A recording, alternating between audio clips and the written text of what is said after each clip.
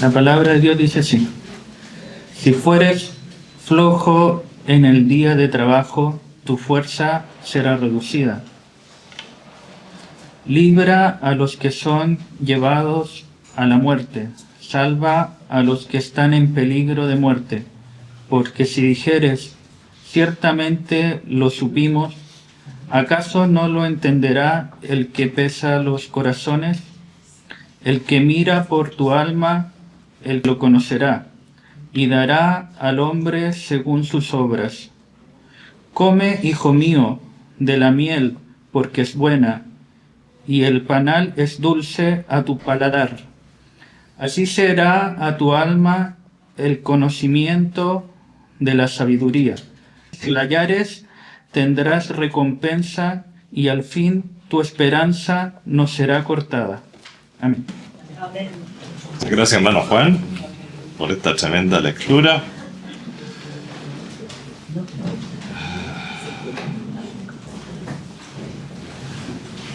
Creo que es una de las lecturas más significativas cuando de misiones se trata. Libra a los que son llevados a la muerte, salva a los que están en peligro de muerte. Bueno, son fundamentalmente las personas que aún no han conocido a Cristo como Salvador. Es la raza humana. A la raza humana se refiere aquí. Jesucristo vino a salvar lo que se había perdido. ¿Qué significa estar perdido? Estar condenado a muerte. Así que este es un proverbio muy grande que debemos atesorarlo en nuestros corazones, porque además hay advertencias. No solamente es imperativo, libra, hazlo, acción. No nos está diciendo podrías librar, o si se te ocurre, o si amaneces de buen ánimo, podrías. No, es imperativo. Y después viene una advertencia, porque si dijere, ni lo supimos, yo no sabía que esa persona estaba perdida. ¿Acaso no lo entenderá el que pesa los corazones, el que te está mirando directamente a lo que está dentro de ti, ¿no es cierto? El que mira por tu alma, él lo conocerá y dará al hombre según sus obras. Es fuerte este proverbio, muy fuerte, realmente cala hondo y motiva a realizar la tarea que el Señor nos ha encomendado. Es interesante, a propósito de misiones, que en el sistema administrativo de Dios, la manera en que como Dios administra las cosas, como Él mueve el mundo a su alrededor, la asignación de misiones conforma parte de la estructura fundamental, básica de la administración del Señor. Dios está constantemente asignando misiones. En Apocalipsis hemos visto esos ángeles que están delante de Él, permanentemente listos para actuar ante cualquier orden que reciban desde el trono de la gracia. Dios está constantemente asignando misiones para ser hechas por determinadas criaturas en un determinado plazo. Porque cuando hablamos de misiones, hay una imagen automática que viene a nuestra mente y es el misionero que camina por China, que camina por África, que camina por lugares donde nunca antes se ha recibido el Evangelio. Pero el término es mucho más amplio y finalmente nos involucra en un 100% a todos los cristianos. Sabemos que algunas de las misiones que Dios ha encomendado se las ha asignado a los ángeles. Es muy interesante considerar el tema de la angelología, ver en la Biblia todo lo que el Señor dice sobre los ángeles. Y siempre vamos a ver a los ángeles por algo que se llaman enviados, siempre en misión, siempre en misión. Por otra parte, hay misiones que implican un trabajo que solo Dios hombre, es decir, el Señor Jesucristo, puede realizar. Y ahí tenemos al principal misionero que podamos buscar y hallar, el Señor Jesucristo. Cuando Él realiza esa triple tarea de destruir el pecado, vencer a la muerte, vencer a Satanás y salvar al ser humano. A lo anterior se debe sumar todas las misiones que aún están por cumplirse. las cuales hemos visto abundantemente en el libro de Apocalipsis. Todas estas misiones han sido hechas con disposición, con presteza, con perfección. También hay misiones que son generalmente con lo único que asociamos a misiones, que están relacionadas con el ser humano. No, esas son un grupo de misiones, las que nos corresponde hacer a nosotros. Muchas de ellas han sido hechas con una disposición, con una presteza y de la mejor manera posible, sin lugar a duda. Otras han sido hechas de malas ganas. Menciono el caso de Jonás, cumplió su misión, pero de muy malas ganas. Otras han sido hechas con tardanza y de malas ganas, con justamente casos parecidos al de Jonás. Y otras están pendientes. Ahí la pregunta es, ¿estarán pendientes las mías? Repasemos algunas de estas misiones relatadas en las Escrituras. Ahí encontramos muchos ejemplos de misiones asignadas, por ejemplo, a los ángeles, que mencionamos de un principio. Los santos ángeles de Dios son excelentes misioneros. Agrego el adjetivo de santos para diferenciarlos de aquellos que dejaron su dignidad, su santidad y cayeron para siempre. Tenemos muchos ejemplos de ellos también en la Biblia. Pero miren, esa misión, por ejemplo, en el pasado de rescatar a Lot y a su familia de esa nefasta ciudad de Sodoma, fue encargada no a hombres, sino que a ángeles. Podría, Señor, habérsela encargado a Abraham, que era el principal varón de Dios que caminaba sobre la tierra en aquel entonces, o quizás, considerando que aparece un Melquisedec maravilloso por ahí, podría ser encargado a él, pero no, fueron ángeles. Esa es una misión para ángeles. Y vemos, y no vamos a leer el detalle, aunque tienta, ¿no es cierto?, pero con cuánta precisión, con cuánto esmero, con cuánto cuidado les vemos realizando esta tarea en el tiempo exacto, tan exacto que tuvieron que tironear a las personas para que salieran de Sodoma antes que cayera el fuego del cielo. Ángeles actuando, ángeles misioneros. Vemos al ángel Gabriel entregando un mensaje profético de extrema importancia. ¿A quién? A Daniel. ¿No es cierto? Y si vamos directamente a la palabra del Señor, dice en Daniel 9:21 que aún estaba hablando en oración, dice Daniel, cuando el varón Gabriel, a quien había visto en la visión al principio, volando con presteza, vino a mí como a la hora del sacrificio de la tarde y me hizo entender. Y comienza a contarle algo tremendo que aparece desde el 24 en adelante. 70 semanas están determinadas sobre tu pueblo. Mucho de esto lo estamos viendo en Apocalipsis justamente porque esas 70 semanas es el resto de la historia de Israel de ahí en adelante. Todo lo que iba a suceder con Israel hasta el fin de los tiempos. Y me gusta y leí esta porción para rescatar especialmente una palabra, presteza, volando con presteza. En ninguna parte de la Biblia dice que los ángeles tengan alas, pero vuelan. Y en el 9:21 dice que lo hacen con presteza. O sea, esa disposición de hacer las cosas ya. El Señor lo dijo, el Señor lo quiere, ya, lo hago al tiro. No, mañana tengo sueño hoy día. No, la próxima semana voy a empezar con... No, presteza.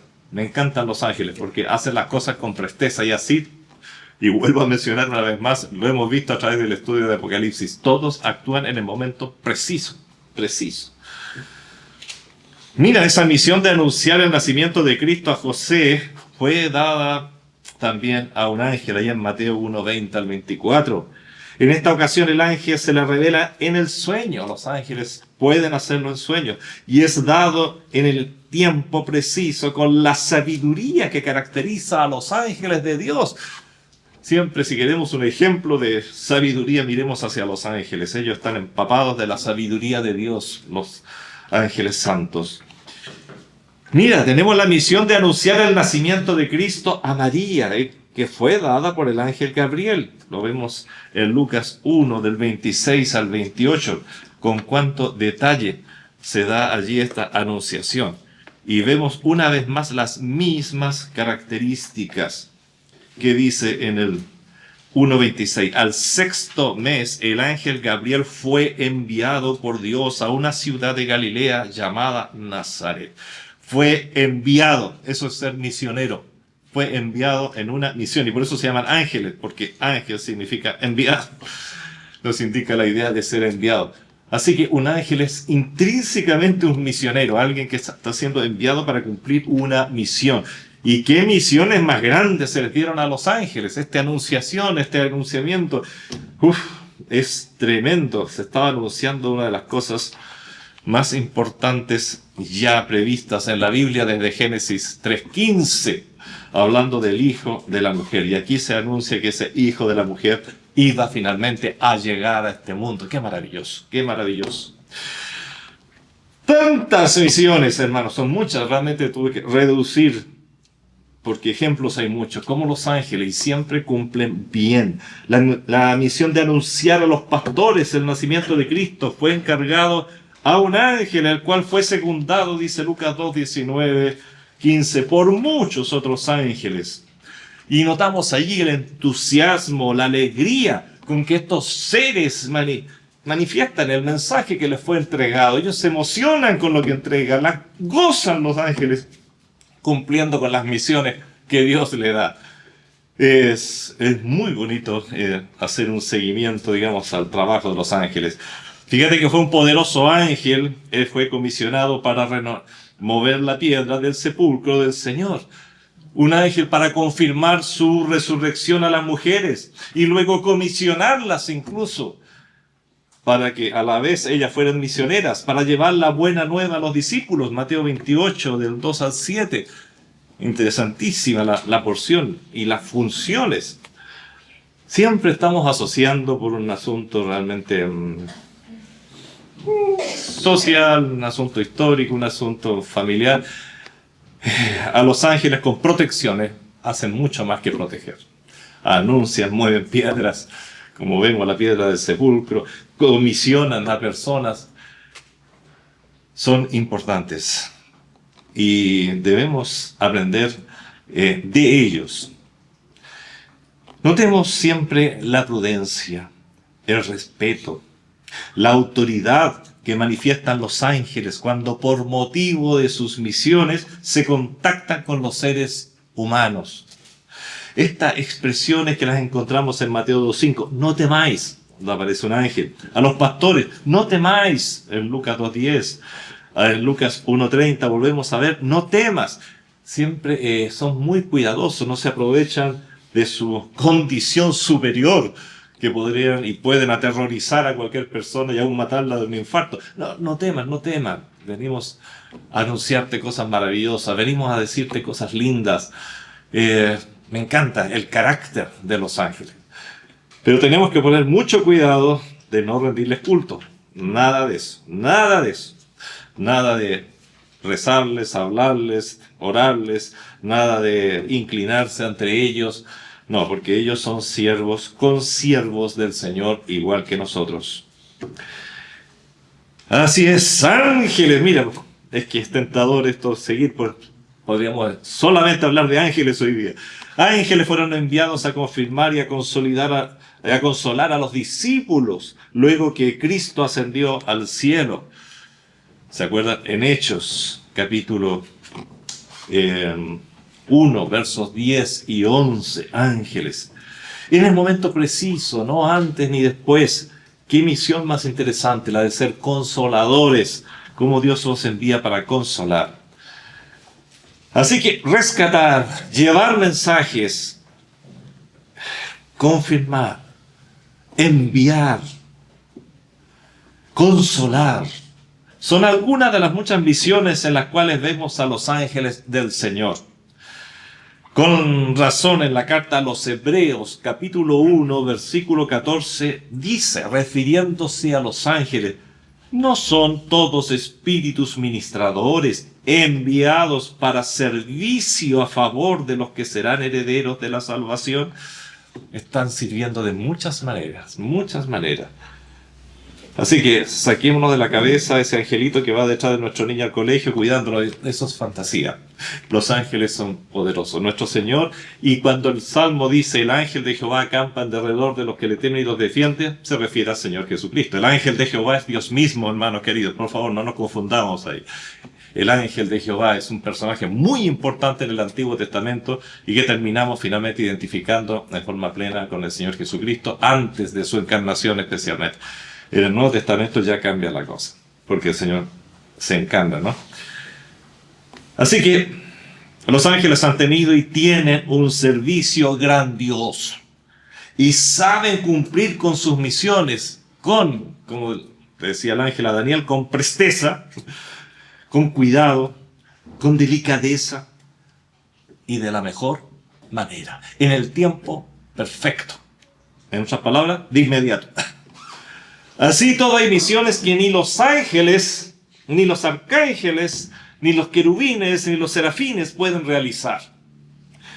Una de ellas es la misión de redimir al hombre, derrotar a Satanás, derrotar al pecado y sacar a la luz todo lo que el Nuevo Testamento nos presenta, una presentación maravillosa. Esta triple y complejísima misión de derrotar para siempre a Satanás, para derrotar a un enemigo terrible que es el pecado, para redimir al hombre. Luego podríamos agregar muchas otras cosas. Esta misión de sellar un nuevo pacto que permitiría el advenimiento, entre otras cosas, de la iglesia, que permitirá en el futuro el advenimiento del reino milenial, etc. Dar un ejemplo perfecto para los creyentes. ¿De dónde lo sacamos? Los ángeles se portan muy bien, pero son ángeles, no son seres humanos. Tienen cuerpos angélicos, no cuerpos de carne y hueso.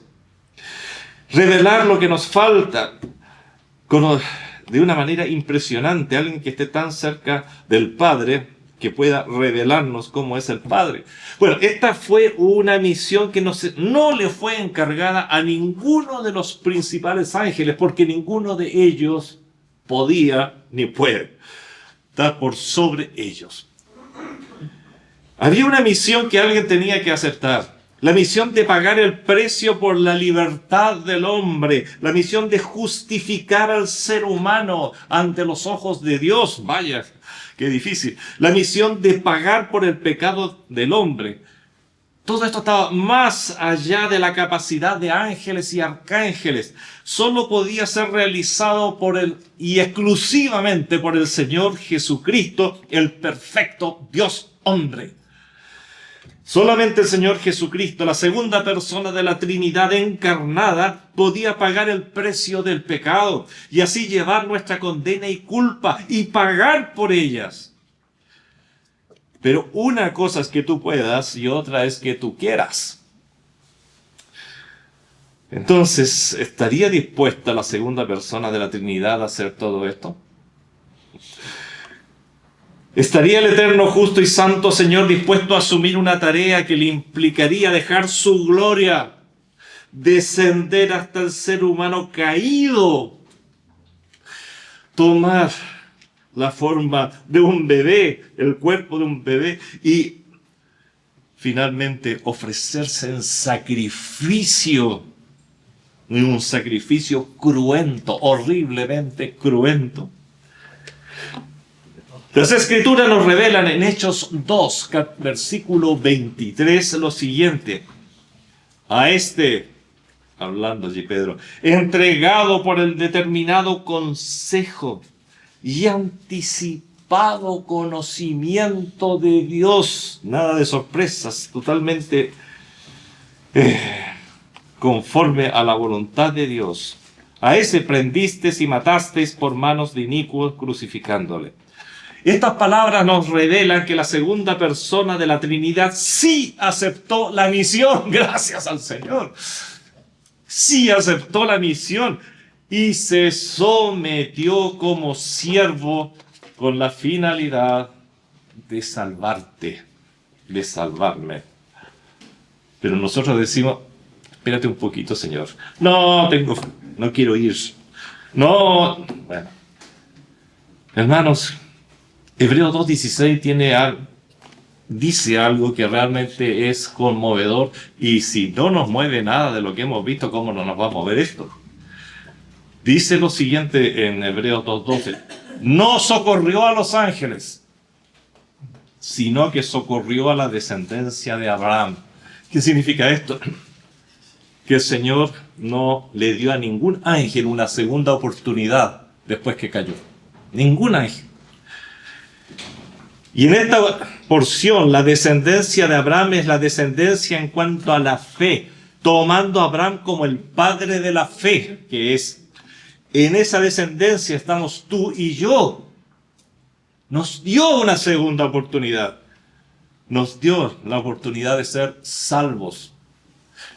Varias veces he comentado de este mismo lugar que cometemos un error muy frecuente y decirle a la persona: mira viejito, mira chico, mira niña, mira etcétera, si sigues por el camino que vas, te vas a perder.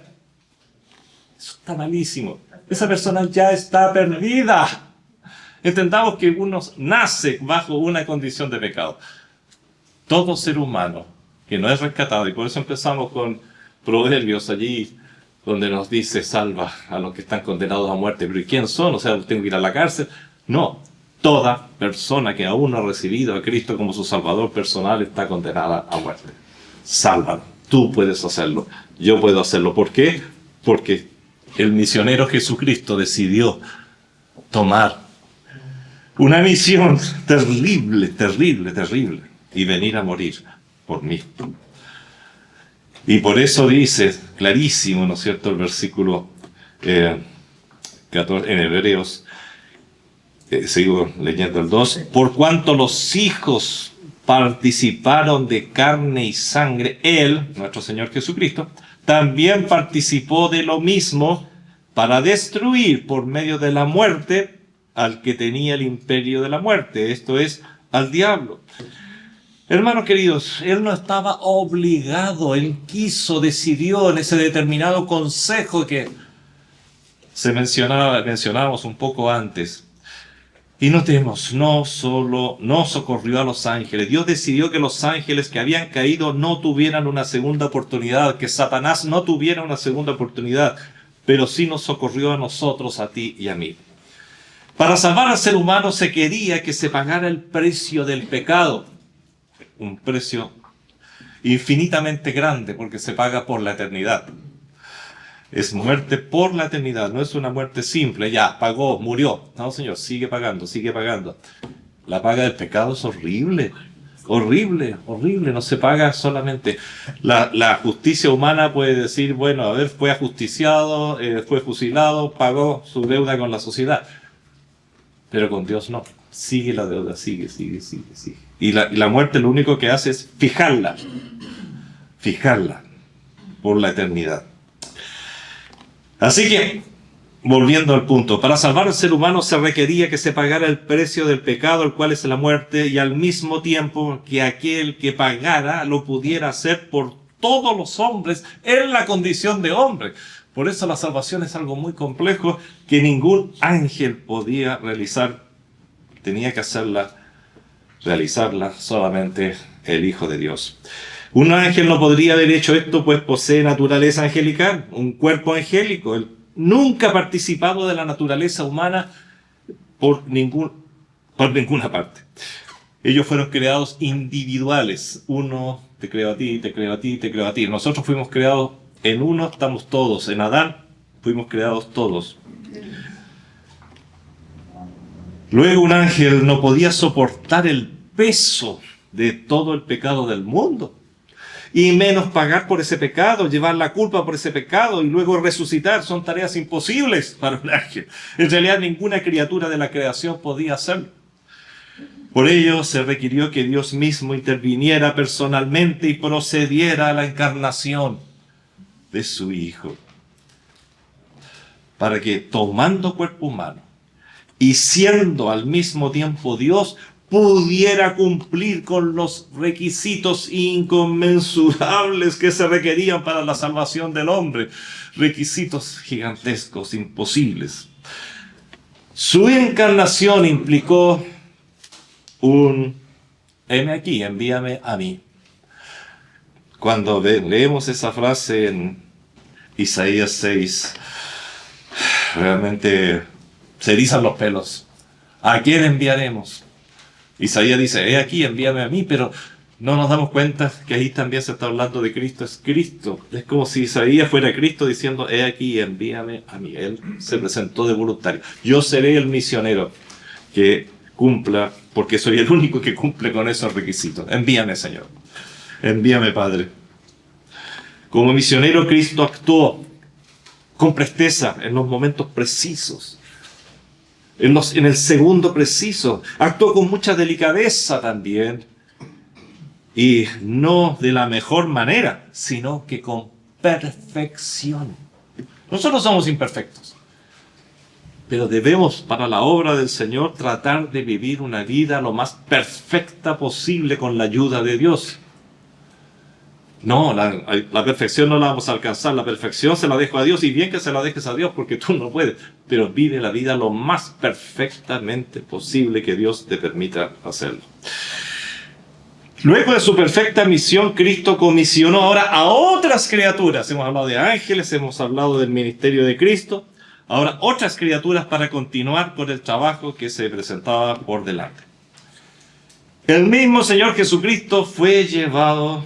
La misión del Señor Jesucristo fue llevada a la perfección, y de ella atestigua la resurrección. No habría habido resurrección si hubiese sido imperfecta. De ello atestigua la ascensión, el haber sido recibido en los cielos. Y de ello atestigua el envío del Espíritu Santo, el cual solo podía ser enviado si la misión era perfecta, completa, porque Él mismo lo iba a enviar junto al Padre. Así que 3 tremendos testimonios poderosísimos de que la misión fue perfecta. Así que no pidamos más al Señor. El Señor dejó ahora como tarea a sus discípulos ser sus testigos, ser sus misioneros. ¿Y quiénes son esos discípulos? Esos discípulos fueron hombres, personas, mujeres. Apóstoles, solo hombres, discípulos, incluimos a las mujeres. Bueno, ahí están sus misioneros ahora. Y les dice el famoso versículo de Hechos 1:8, ahí lo tenemos, ¿no? Que me seréis testigos en Jerusalén, en toda Judea, en Samaria y hasta lo último de la tierra. Los discípulos que recibieron este mandato, al igual que los ángeles, cumplieron muy bien su tarea. No vamos a decir nada de ellos, todo lo contrario, agradecemos. Y hablamos de la época apostólica y hablamos de la iglesia primitiva que cumplió muy bien su tarea. Esta fase del plan de salvación, fase en la que solo puede actuar el ser humano, pero el ser humano que ya ha sido redimido a su vez, que ha renacido en el Espíritu, como el Señor le dice a Nicodemo. Esto se inicia el día de Pentecostés, con un poderoso mensaje del apóstol Pedro allí en Jerusalén, donde se encontraban todos los apóstoles también, y no solo apóstoles, sino que al menos 120 discípulos que habían estado en el aposento alto. Luego, cumpliendo el bosquejo del plan, me refiero a Jerusalén, Judea, Samaria, hasta lo último de la tierra, el mensaje se extiende hacia toda Judea y hacia toda Samaria. Ahí Felipe tiene un papel tremendo, del cual muy pocas veces hablamos, pero es uno de los más grandes evangelizadores que he conocido, gracias a la Biblia. Y finalmente, para llevar a efecto la última parte de esta misión, que ahora le corresponde cumplirla al hombre, la parte que implica llevar el mensaje o con el mensaje hasta lo último de la tierra, comienza propiamente tal la obra misionera planificada, lo que podríamos llamar la obra transnacional, con la que más asociamos las misiones en el día de hoy. Es aquí que aparecen personajes como el apóstol Pablo, aparece Bernabé, aparece Silas, aparece Timoteo. Esta obra es tan efectiva, se hace con tanta presteza, y otra vez tenemos que sacarnos el sombrero, si lo tuvieran, ante el apóstol Pablo, ante Silas, Timoteo, todos ellos, porque se hace tan bien esta obra, tan bien, y que el mismo Pablo le escribe a la iglesia, y lo vemos en Colosenses 1, 5 y B, hablando del Evangelio, hablando de Cristo, hablando de la grandeza, de la cual ya habéis oído por la palabra verdadera del Evangelio, que ha llegado hasta vosotros, le dice Pablo, le escribe a los Colosenses, y la frase que viene a continuación, a veces no nos damos cuenta que es una tremenda frase, así como a todo el mundo, y ahí la palabra mundo es cosmos, así como a todo el cosmos, y lleva fruto y crece también en vosotros. Y agrega un poquito más adelante en el verso 23 del capítulo 1, en esta carta a los Colosenses. Si en verdad permanecéis fundados y firmes en la fe y sin moveros de la esperanza del evangelio que habéis oído, y mira la frase tremenda, el cual se predica en toda la creación que está debajo del cielo. A esas alturas había sido tan efectiva la obra que ya se predicaba en toda la creación que está debajo del cielo, del cual yo, Pablo, fui hecho ministro. El contexto dentro del cual se usan los términos último de la tierra, todo el mundo, toda la creación que está debajo del cielo, es un contexto que considera a todo el mundo como el mundo conocido de aquel entonces, que para ese entonces era la misión. Era misión. Lo último de la tierra en España, Inglaterra, en ese momento. Es por ello que sin forzar las escrituras, se puede concluir que el bosquejo del libro de Hechos 1:8, en ese testigo en Jerusalén, en Judea, en Samaria, y hasta lo último de la tierra, fue realizado completamente mientras Pablo aún vivía. Entonces, ¿concluyó ya la misión dejada por el Señor? Una tremenda pregunta. Por una parte, concluyó, y por otra parte, no. Mientras que el Señor no venga por su iglesia debe seguir predicando el Evangelio a toda criatura. Entonces, me gusta llamar a este periodo que vivimos el periodo de la gracia, de la sobreabundancia de la gracia. Porque el Señor bien podría haber dicho, ya se cumplió el esquema, ahora vengo y no hay más salvación. Pero hay una sobreabundancia de la gracia y por eso se sigue predicando y por eso siguen habiendo misiones. Mientras que el Señor no regrese por su novia a la iglesia, cada uno de los integrantes de la iglesia debe continuar entregando el mensaje asignado a nosotros, no a los ángeles. Los ángeles están expectantes de cómo realizamos nuestra misión, pero ellos no pueden hacerla. Eso hay que dejarlo muy claro. Si no la hago yo, no la hace nadie. En 1 Pedro 1:12 hay un versículo que hemos leído muchas veces.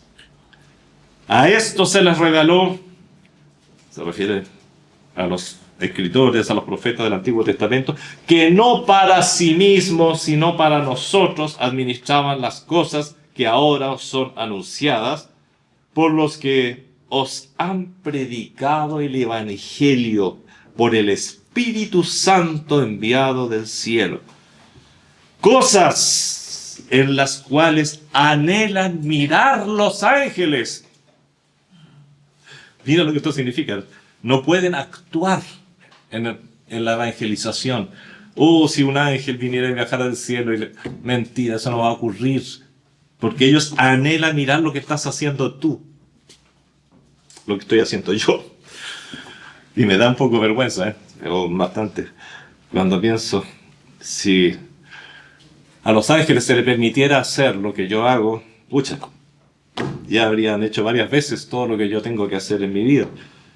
Pero no, el Señor ha dicho, no, tienes que hacerla tú. Tú, Sergio, tú, Sergio. Los ángeles anhelan mirar y ellos van a ser alguna vez, quizás, no sabemos, testigos delante del Señor para decir, no, yo estuve mirando y no vi que no hizo nada. No, cuando se juntó con esos amigos, habló igual que ellos, hasta echó garabatos y cosas.